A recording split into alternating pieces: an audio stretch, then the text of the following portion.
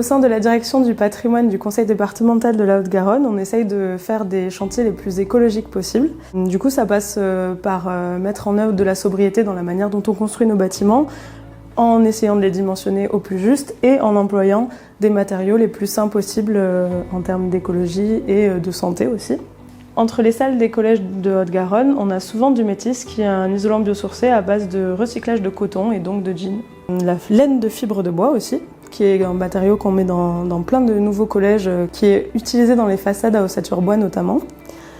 Et on a pu faire sur un établissement en particulier, le collège de Paléficat, un mur en ossature bois rempli en isolation en paille, qui utilise aussi la brique de terre crue pour toutes les circulations intérieures et apporter de l'inertie au bâtiment avec un matériau le moins transformé possible et le plus écologique possible. Ça nous tient beaucoup à cœur. Effectivement, ça permet notamment de remplacer le béton, qui est un matériau avec une empreinte carbone assez élevée.